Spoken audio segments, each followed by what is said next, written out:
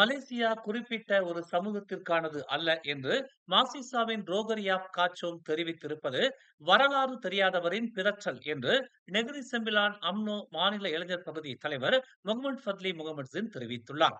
மலேசியாவில் இப்போது குடியுரிமை பெற்றிருக்கும் இந்தியர்களும் சீனர்களும் எப்படி இந்த மலேசியாவுக்கு வந்தீர்கள் என்பதை பற்றி அம்னோ பேசுவதில்லை. அப்படி பேசினால் அது பெரும் சர்ச்சையாகும் என்று அவர் குறிப்பிட்டுள்ளார். அப்படியான சர்ச்சையைத்தான் மாசிசா எதிர்பார்க்கிறதா என்று முகமது ஃபத்லி முகமது ஜின் வினவி உள்ளார். மலாய்க்காரர்கள் குறிப்பாக அம்னோவினர் அடிப்படையில் பிற சமூகத்துடன் நல்லிணக்கத்துடனும் சகிப்புத்தன்மையுடனுமே வாழ விரும்புகிறோம். ஆனால் மலாய்க்காரர்களின் உரிமைகள் குறித்தும் மலேசியாவின் பூமி புத்ராக்கள் குறித்தும் அதன் வரலாறு தெரியாமல் மாசிசாவின் ரோகரியாப் காச்சோங் போன்றவர்கள் வாய்க்கு வந்ததை உணரும் போது அம்னோ அமைதியாக இருக்காது என்று முகமது ஃபத்லி முகமது ஜின் எச்சரித்துள்ளார். நடந்து முடிந்த பிகேஆர் கட்சியின் தொகுதி தேர்தலில் பல்வேறு முறைகேடுகள் நடந்துள்ளதாக தொடர்ந்து செய்திகள் வெளியாகி உள்ள நிலையில் மொத்தம் 190 புகார்கள் கிடைக்கப் பெற்றுள்ளதாக பிகேஆர் கட்சியின் துணைத் தலைவர் டத்தோஸ்ரீ ரவிஜி ரம்லி தெரிவித்துள்ளார். புகார் அளித்தவர்கள் அனைவரும் கட்சி உறுப்பினர்கள் என்பதால் அதை தீர்க்க வேண்டிய கடமை தமக்கு இருந்ததால் 4 நாட்கள் விடுப்பு எடுத்ததாக டத்தோஸ்ரீ ரவிஜி ரம்லி தமது விடுமுறைக்கான விளக்கத்தை அளித்துள்ளார். மேலும் இந்த புகார்களை முறையாகவும் சுமூகமாகவும் தீர்க்க வேண்டும் என்றால் அமைச்சராக தாம் இந்த பிரச்சனைகளில் ஈடுபடக்கூடாது என்பதால் 4 நாள் அமைச்சர் பதவி இல்லாமல் தம் கட்சி வேலைகளில் ஈடுபட்டதாக அவர் கூறினார். அமைச்சராக இந்த பிரச்சனைகளுக்கான தீர்வை தாம் வழங்கியிருந்தால் அது அதிகார மீறலாக இருக்கும் என்பதால் கட்சியின் துணைத் தலைவராக மட்டுமே இந்த பிரச்சனையை தீர்க்க விரும்பியதாகவும் டத்துஸ்ரீ ரவிசி ரம்லி கூறினார். கட்டுப்பாட்டை இழந்த வாகனம் மோட்டார் சைக்கிளை மோதி விபத்துக்குள்ளானதில் மோட்டார் சைக்கிளில் பயணித்த வயதான தம்பதியர் உயிரிழந்தனர். நேற்று காலை 10:30 மணி அளவில் விபத்து குறித்து தகவல் கிடைத்ததும் சம்பவ இடத்திற்கு விரைந்ததாக கொலகன்சார் மாவட்ட காவல்துறை தலைவர் உதவி ஆணையர் கைஷாம் ஹாரூன் தெரிவித்தார். ஈப்போவில் இருந்து தைப்பிங் செல்லும் சாலையான பாடாங் ரெங்கா சாலையில் ஏற்பட்ட விபத்தில் உயிரிழந்த முதியவர்கள் இருவரும் தம்பதியர் என்றும் ஒருவர் 68 வயது அமீர் ஷராஃபுடின் என்றும் மற்றொருவர் 65 வயது ஹரீரா மமூட் என்றும் அடையாளம் காணப்பட்டுள்ளதாகவும் கட்டுப்பாட்டை இழந்த டொயோட்டா யாரிஸ் ரக வாகனம் மோட்டார் சைக்கிளை பின்னால் இருந்து மோதியதாகவும் வாகனத்தில் இருந்த இருவர் எந்த ஒரு காயமும் இன்றி தப்பியதாகவும் கைஷாம் ஹாரூன் கூறினார். நேற்று இரவு தொப்புள் கொடியுடன் கைவிடப்பட்ட குழந்தையை 60 வயது முதியவர் தனது வீட்டு வாசலில் கண்டெடுத்ததாக சிகாபாத் மாவட்ட காவல்துறை தலைவர் உதவி ஆணையர் அமாட் ஜம்ரி மரின்ஷா தெரிவித்தார். இரவு 7:45 மணிக்கு குழந்தையின் அழுகுரல் கேட்டதாகவும் குழந்தையை சுற்றியும் எறும்புகள் மொய்த்ததால் குழந்தையை சுத்தம் செய்த பின்னர் காவல் நிலையத்தில் புகார் அளித்ததாகவும் அவர் கூறினார். மீட்கப்பட்ட குழந்தை பிறந்து 4 மணி நேரங்களே ஆகியிருப்பதாகவும் தற்போது சிகாமாட் மருத்துவமனையில் சிகிச்சை பெற்று வருவதாகவும் அமாத் ஜம்ரி மரீன்ஷா கூறினார்.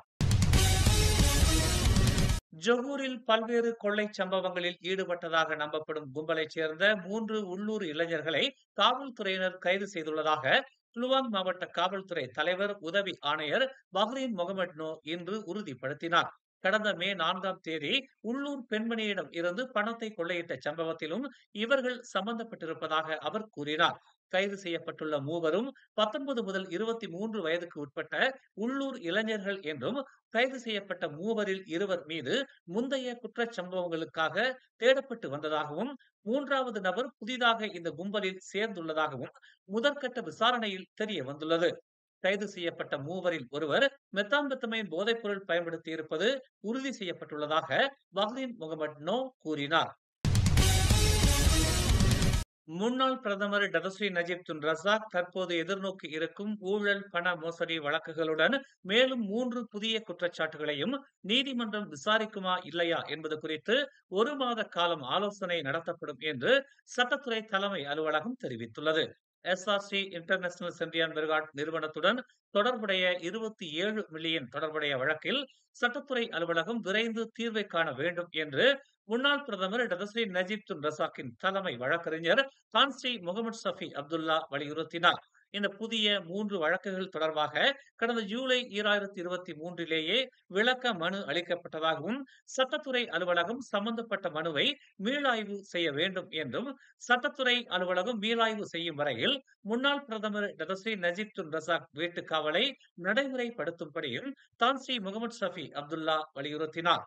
இந்த விவகாரம் 2 ஆண்டுகளாக நிலுவையில் இருப்பதை சுட்டிக்காட்டிய அவர், விரைந்து ஆலோசனையை நடத்தி முடிவெடுக்கும்படி அவர் கேட்டுக் கொண்டார்.